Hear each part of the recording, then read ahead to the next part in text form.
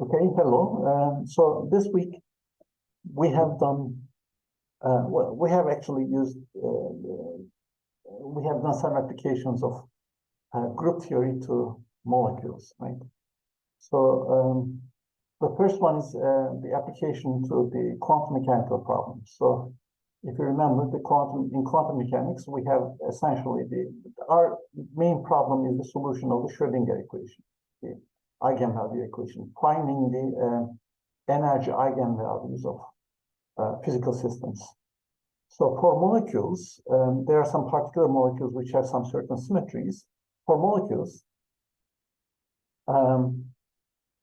I mean, we can do this, for example, for molecules. So for molecules, we can actually find lots of applications of group theory because there are like symmetric molecules like benzene and the ammonium and things like that, right?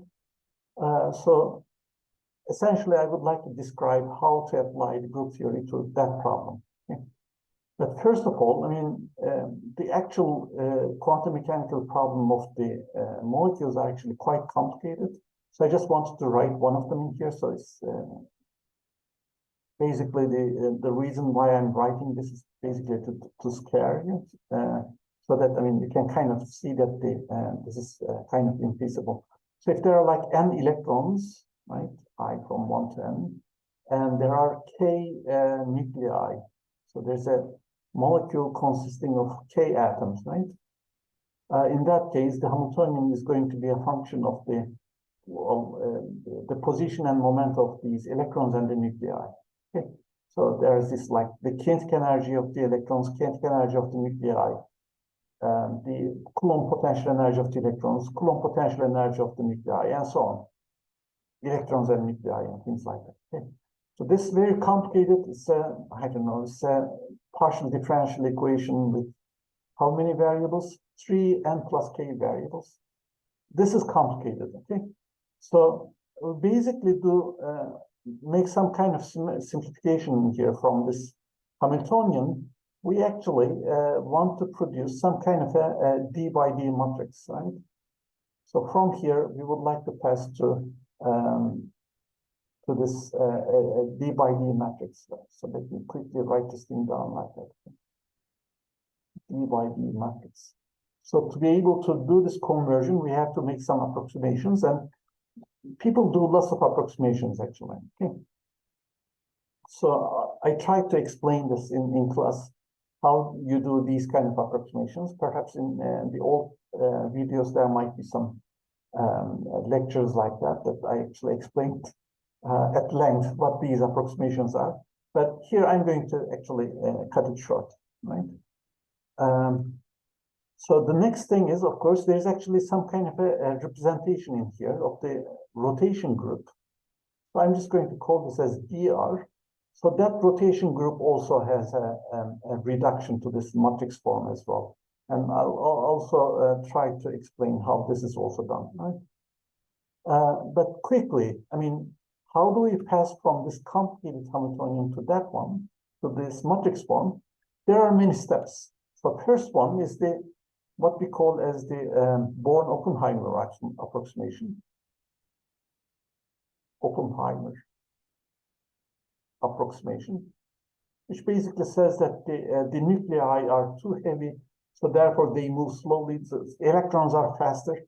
So as a result, the quantum mechanical problem is a little bit more dominant for the electrons. So as a first approximation, you can assume that the nuclei are at rest and the electrons are basically moving around them. Okay. So with this, we basically reduce the symmetric group of the molecule from the full orthogonal group O3 to the symmetric group of the molecule, actually. So this is also the point where the symmetric group becomes reduced, because once you fix the nuclei, once you fix the atoms, the symmetric group of the molecule is a smaller group now. Okay.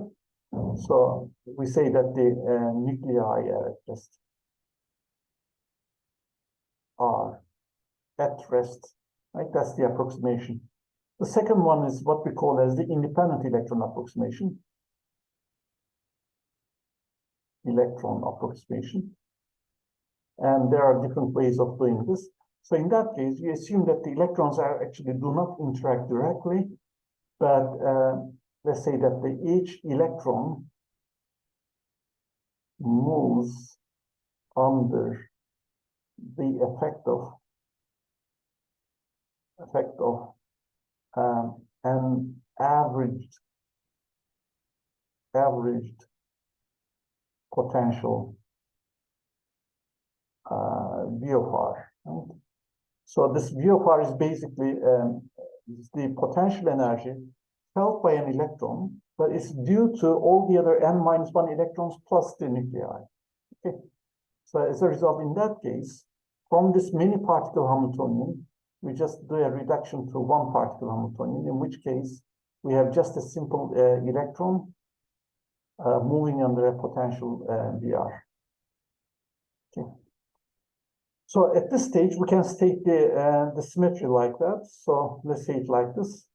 R is an element of O3, is a symmetry of the molecule.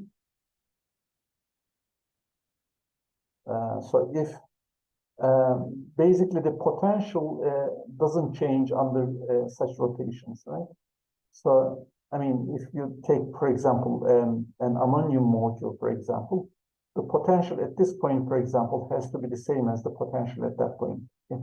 So probably that's a very bad picture, but if I don't know, draw the contour plot of the potential, for example, or things like that. I mean, this contour plot also is going to have the symmetry. So whatever, so that's the symmetry statement in here. I can also express it in some other ways as well. So from here, we also reduce the problem to the matrix case. So in that case, the approximation that people do is actually called the linear combination of atomic orbitals. Combination of atomic orbitals. Atomic orbitals. So in that case, you choose some set of a set of atomic orbitals, right?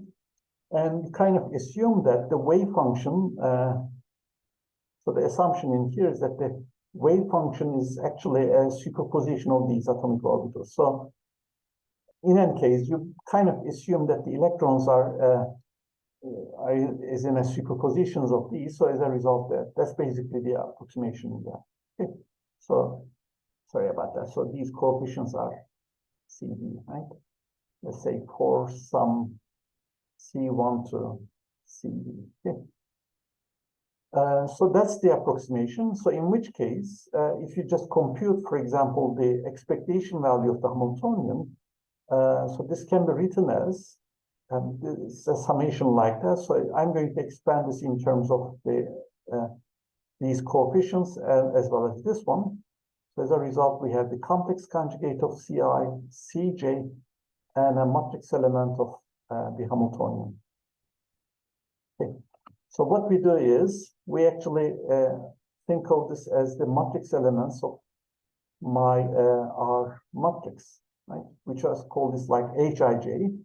And from here, we just construct a D by D matrix where these are the matrix elements. So I'm going to use this kind of a Hamiltonian symbol to express these kind of matrices, right?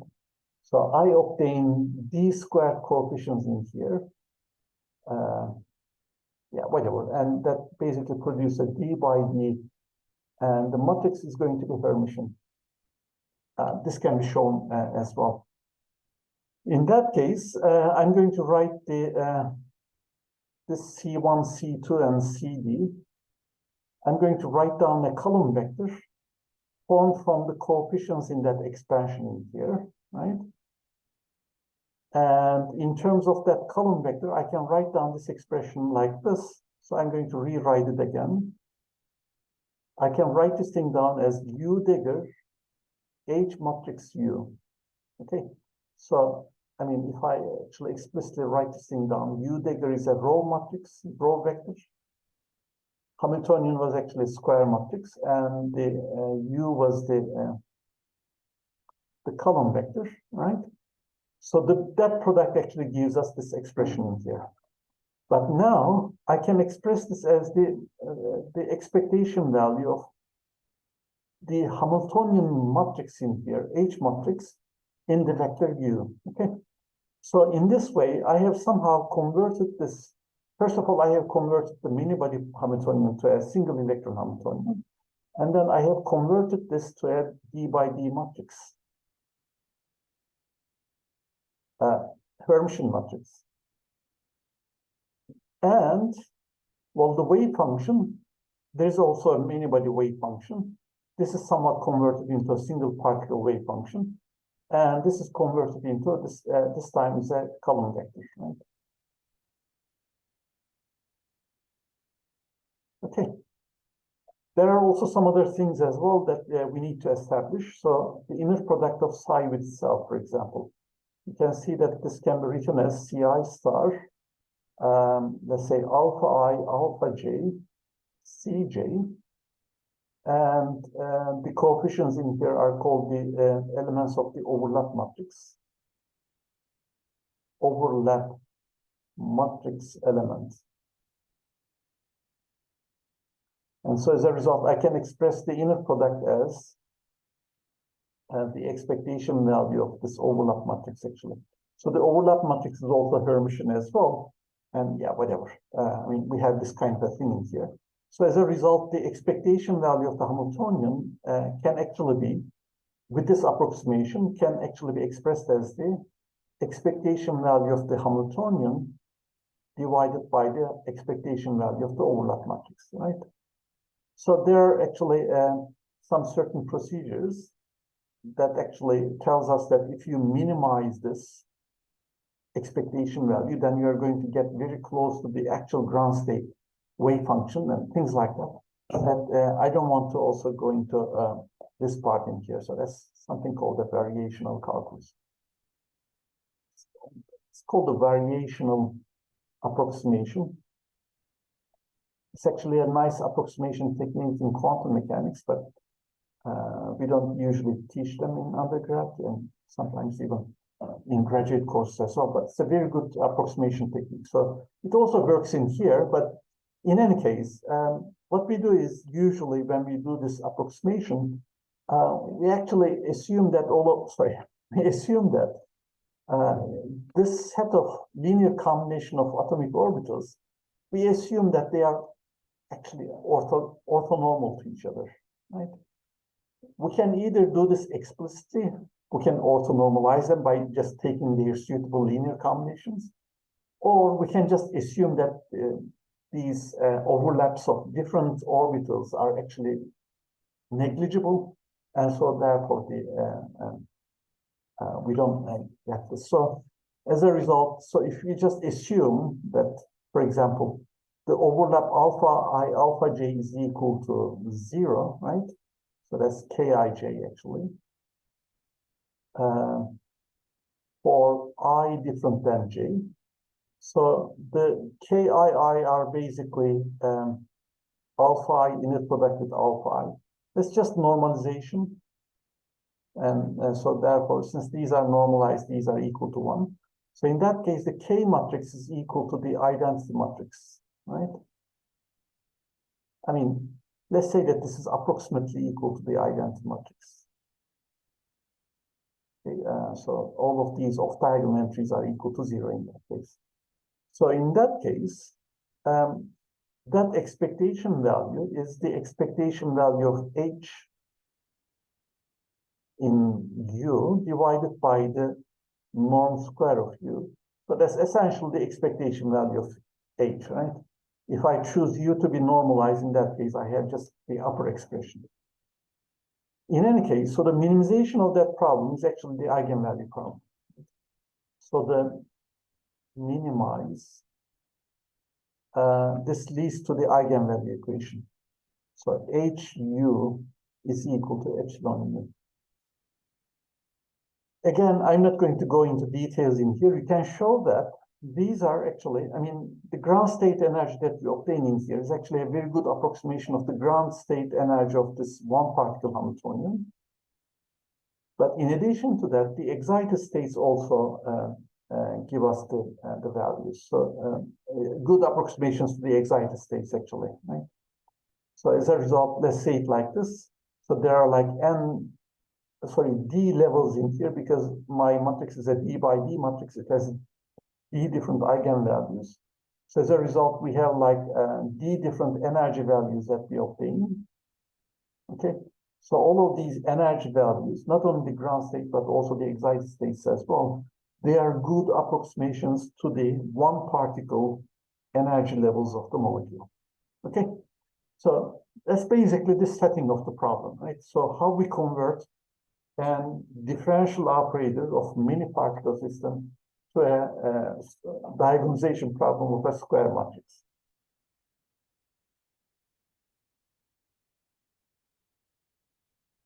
There are approximations in that procedure, but sometimes these might be very good approximations, like for example, the configuration interaction technique that people use in chemistry.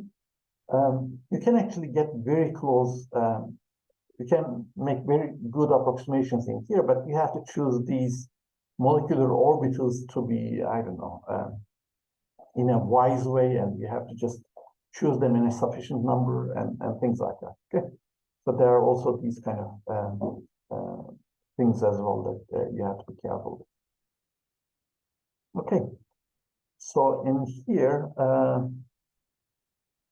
sorry, then there is the symmetry in here, right? How do wave functions transform under a rotation R in O3, right? So basically, we have a situation like that. I'm going to kind of show it like that, all right? So suppose that I have some kind of a wave function in here. So I usually show this by a contour plot in here. So let me try to show it like that, all right? So that's the contour plot of the wave function, right?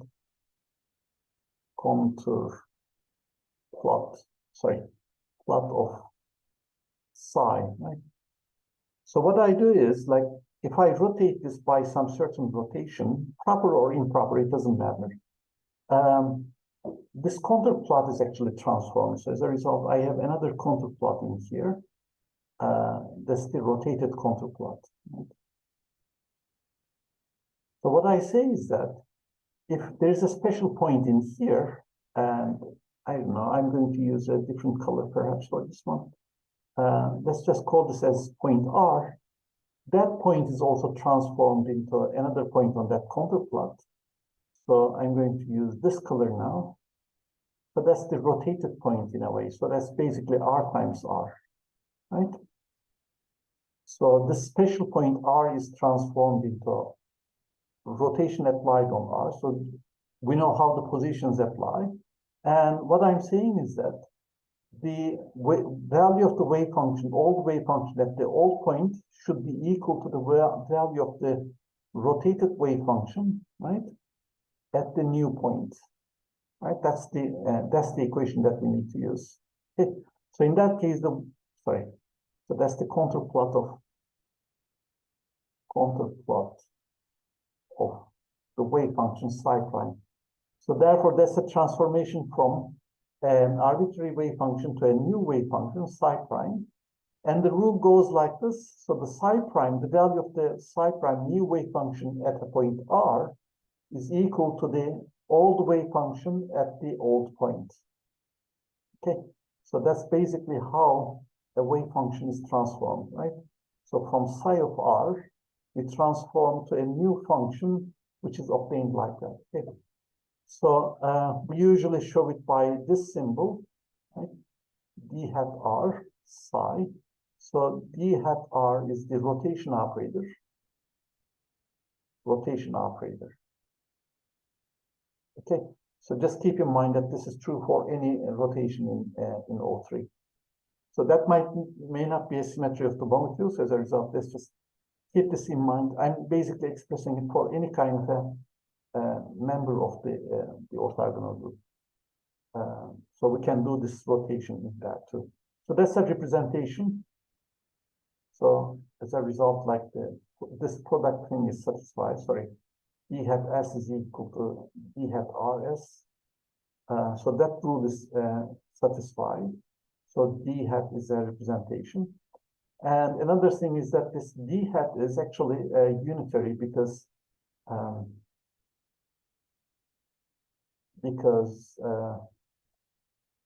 D hat R is norm preserving. Okay, so it's obvious that I cannot finish this in 1 hour. So I mean, let's just go over this like that. Okay.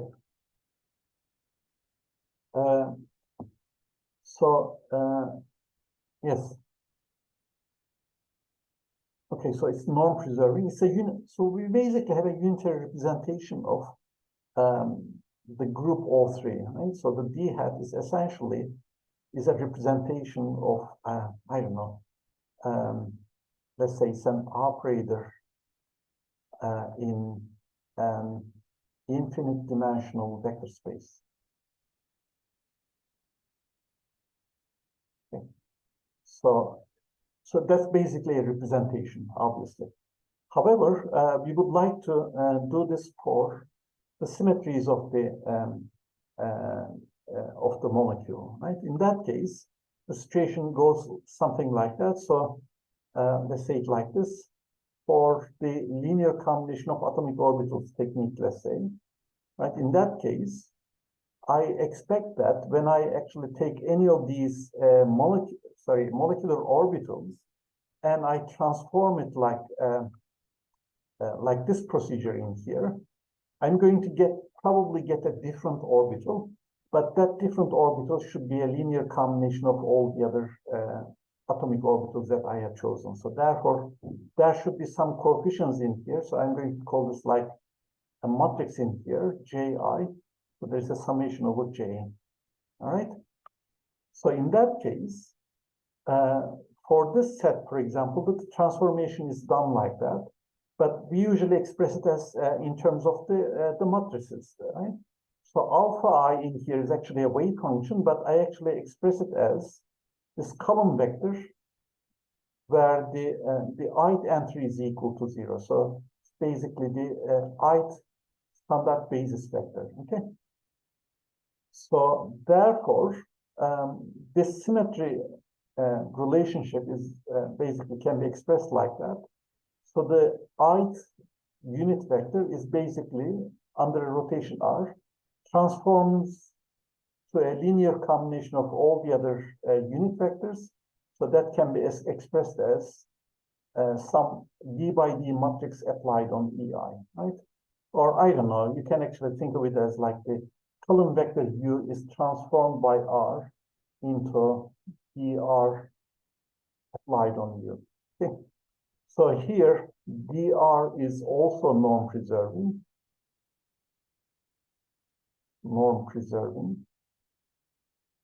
So this implies that the dr is a unitary representation of the symmetry group of the molecule. Why only we can write down this thing only for the symmetry group of the molecule? Because of this linear combination of atomic orbitals thing. If R is an arbitrary rotation, then probably you're going to get after a rotation get an orbital which cannot be written as a linear combination of the others. But only if the R is a symmetry of the molecule, you can do this, right? So as a result, it's important that in here is that the R is an element of the symmetry group of the molecule, and it's not an arbitrary member of the orthogonal group. Okay, so that's kind of important. So in any case, so therefore, we basically have, in this approximation, we have a Hamiltonian and we have a representation, right? All of them are R by R, D by D matrices, D by D matrices. The Hamiltonian is essentially Hermitian, and these rotation matrices should be unitary. And well, this rotation matrices are basically determined by your group and your atomic orbitals that you have chosen. It doesn't depend on what the Hamiltonian is, but we have the symmetry condition that says that the Hamiltonian actually commutes with all of these rotation matrices. Let's say for all R elements of the, I didn't give any name to the symmetry group of the molecule. Okay. So that's our symmetry condition. And by using Schur's lemmas and things like that, we know that we use this equation to simplify the solution of the problem here. So our problem is the Schrödinger equation, right? We have to solve this equation, and we use group theory to simplify that problem. Okay, in here, I'm just going to solve this problem of, so this is actually a hypothetical molecule, hypothetical, let's say H3 molecule, right? We have 3 hydrogen atoms in the shape of a triangle, right?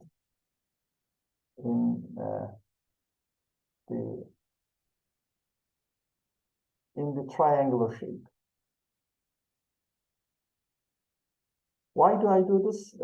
Because, I mean, we have done the representation theory of the symmetry group of the triangle before, and so as a result, I'm going to use that actually, right? Okay, so so as a result, we have like 3 hydrogen atoms in here. The electrons are somewhere. So we can actually think that, well, there are like 3 electrons. Actually, it doesn't matter how many electrons are there, but we actually reduce this to a 1 electron problem, right? Problem, in any case. So there is only 1 electron. So in the case of linear combination of atomic orbitals procedure, we choose, let's say, alpha 1, 3 atomic orbitals, where alpha I is the 1s orbital of, let's say, ith hydrogen atom. Okay, so I can actually write it as a function in here. So alpha I of R is equal to the 1s wave function of R minus the Ri, where Ri is the position of the ith hydrogen nucleus, right? Okay. So I don't know. I mean, let's say that this is R1, this is R2, and that's R3, for example, if I choose the origin at the central point. In any case, so I mean, let me try to show them like that. Okay. So the 1s orbital is essentially some kind of a cloud around this atom in here. So I don't know. This is like alpha 1, for example. So alpha 2 would be a cloud of the 1s orbital around that atom. So that's going to be alpha 2. Sorry. Right. So that's going to be alpha 2. And alpha 3 would be an orbital around this. So let me also picture this, right? To actually determine how I mean, they have same shape, obviously, so, and they are also symmetrical as well. So determine how they transform under rotations. I can actually use this simple picture in here. So as a result, if I consider, for example, the rotation by 120 degrees, right? If I have like a rotation, which is rotation by 120 degrees, in that case, the transformation, sorry, let's do it like that, okay? So alpha 1 is going to be transformed into d hat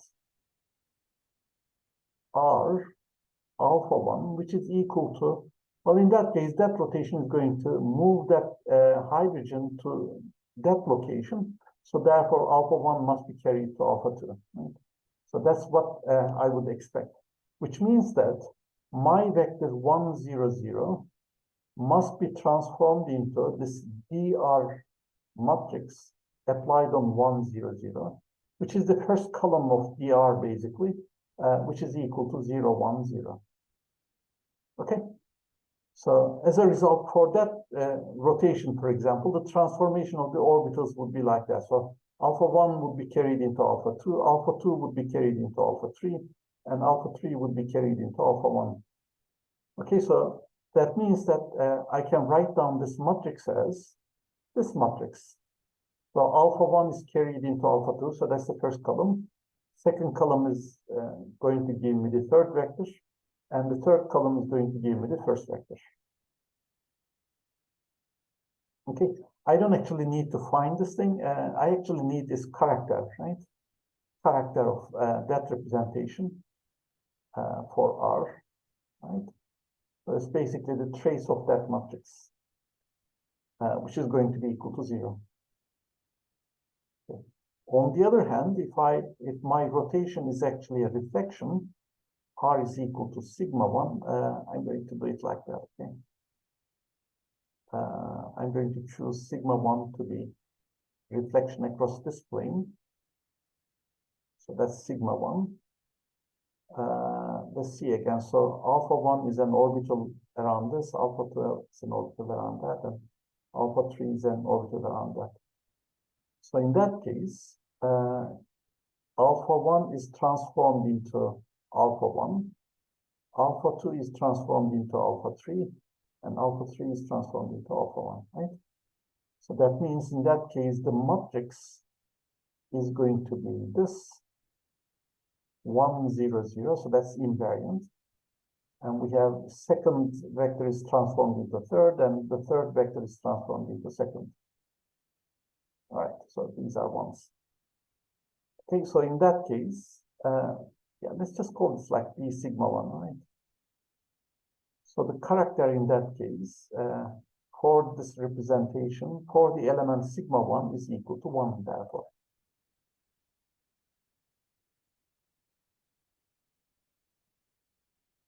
Okay. I mean, I can also find the representation for sigma 2, sigma 3, and it was the other rotation by 240 degrees. But this is not really necessary because I only need this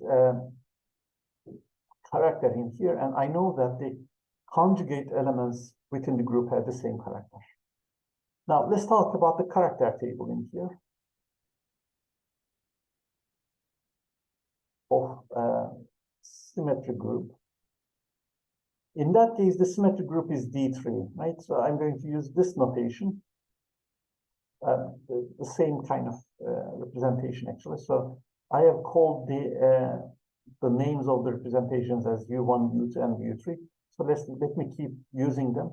So we have identity plus, we have the class of reflections, and then we have the class of the proper rotations, right? So let me call this sigma 1. So we have only one identity. We have 3 reflections. We have 2 rotations. U1 is the trivial representation. The dimensions are 1, 1, 2. U2 is the signature representation. In that case, it's also equal to the determinant of the matrix. And U3 is a 2-dimensional representation where the characters are like that, right? These are something that I have actually deduced, but I'm actually interested in my particular representation for that particular problem, for that particular approximation, right? It's this 3 by 3 matrix. The dimension is 3, so therefore the character of identity is equal to 3. Character for reflections, we have found it to be 1. It's in here. And the character for rotations, we have found it to be 0. It's in here, right? So that's basically the decomposition. We haven't mentioned anything about the Hamiltonian up to this point, and I'm still not going to mention it. So at the end, we have to actually see how this actually decomposes. So in that case, I don't need to use the complete machinery of the group theory. I need to just look at this table in here. So if I add the first and the third rows in here, I get this row in here. So that means D can be thought as the direct sum of U1 and U3. Okay, there's basically a state that transforms like U1, and there are two states that transforms like U3. Okay, so in any case, but I can also write down these states. So this is quite easy to do in this case. So that's what I'm going to do. So the vector that transforms like this U1 representation, the trivial representation is, I'm going to, well, it's basically the vector 1, 1, 1. I mean, this is the same as the homework problem. And so therefore, I mean, you can see that this is the vector that remains invariant under all rotations, because the rotations just permute these coefficients with each other. And then there are these two other representations. So I'm going to, two other vectors. They don't remain invariant, they change. They actually change a linear combination of each other. So, but I'm going to choose them to be orthogonal vectors to each other. So that basically U1, U2, and U3 is an orthonormal set. So is an orthonormal basis of the three-dimensional Hilbert space that we have in here. So the U1 transforms like the U1 representation. Okay, probably the notation is a very bad notation here. Probably I should have said psi or phi in here, but in any case, U2 and U3, they actually define a two-dimensional subspace in here. All the vectors in that subspace transform like the U3 representation. Transform like U3. Okay. What I can do is, I can do a similarity transformation to that basis, right? To that basis, in which case, I have to carry out the similarity transformation for the Hamiltonian as well as the representation. So the representation becomes block diagonal, in which case the Hamiltonian becomes also actually is converted into that simplified form.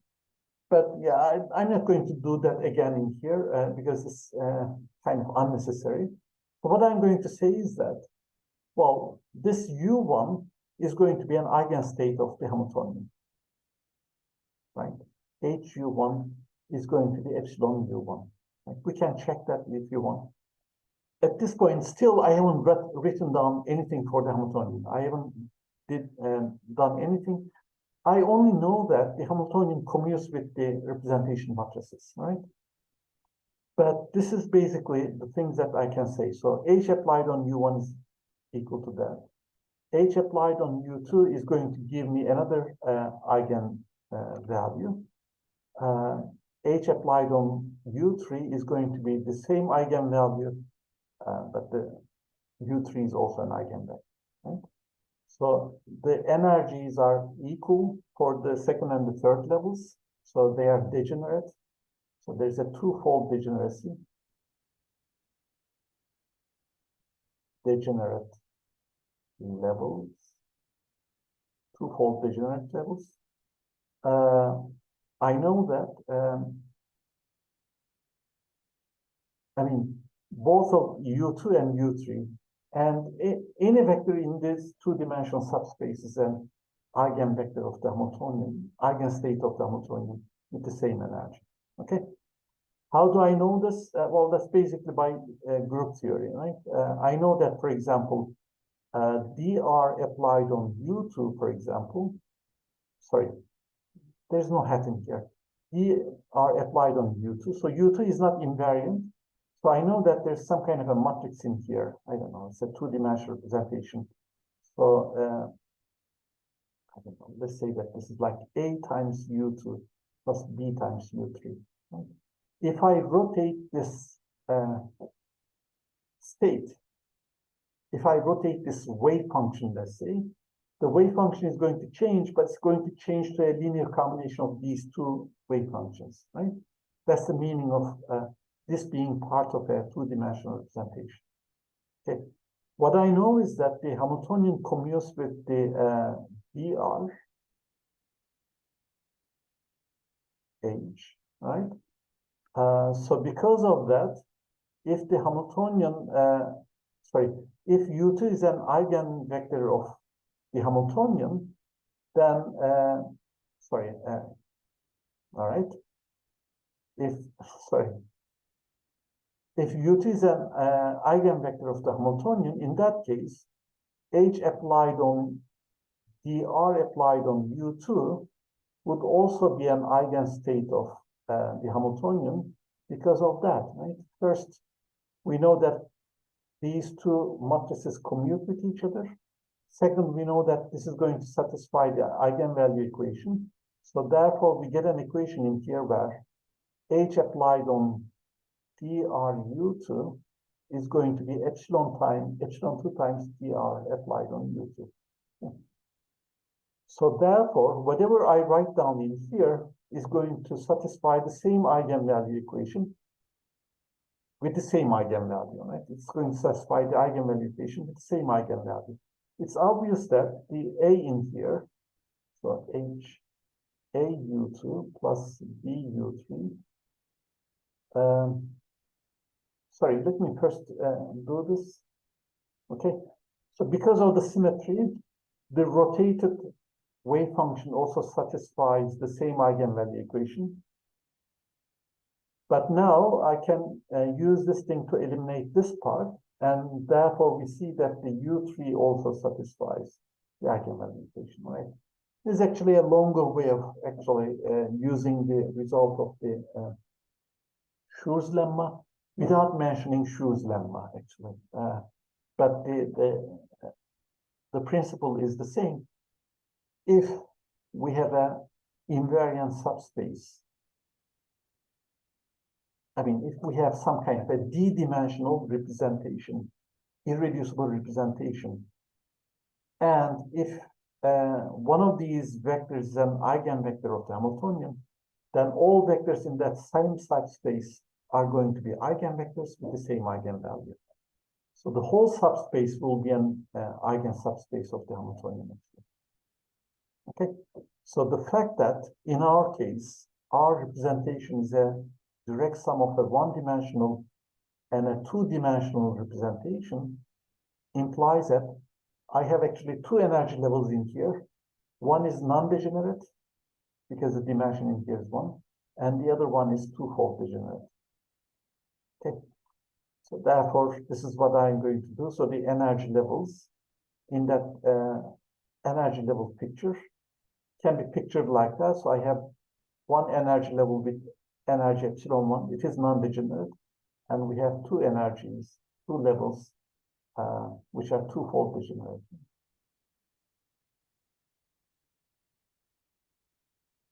Okay, but in here, of course, I don't imply that the this one has a lower energy. It is possible that the non-degenerate one has a higher energy, and this one, the degenerate levels are perhaps in the ground state. So we have a degenerate ground state in that case. In any case, basically for the U1 representation, I have a level. For the U3 representation, I have also another level. And the number of levels in here, number of states is equal to the dimension of the representation that we have. Okay, so let's finish it in here. I need to do one more video in here that basically I should talk about the electric and magnetic dipole moments of some molecules. So I'm going to prepare it later, right? So let me give this promise because I'm going to ask a question about that in the final take-home exam. I'm not going to do a separate video about the vibrational modes of the water molecule. I intend to write notes in there, so the notes are not written yet, but I intend to write them. So probably that's better, but you can find the videos that I have talked about the vibration modes of water in the past videos. Please search them. I'm not going to shoot a video on that. Finally, there won't be any second midterms. No second midterm. I'm just going to assign a take-home exam for the final. So I'm going to give about a week duration for completing the midterm. But I mean, let me just say that this 1 week is too long. But I mean, don't get fooled by this because I mean the exam will not be complicated. I mean, it's not an indication that the exams are complicated. And so the exam is actually quite simple. It's a direct application of this group theory concepts to specific problems. You can solve it in 1 day, no problem with this. But since there are like finals and other things all around, I don't want to actually take your time. So as a result, I mean, just solve it, but solve it anytime that you're convenient, right? Just keep this in mind. So I'm going to assign this towards the end of the finals week. Okay. So, well, have a nice day then. Let me finish this recording.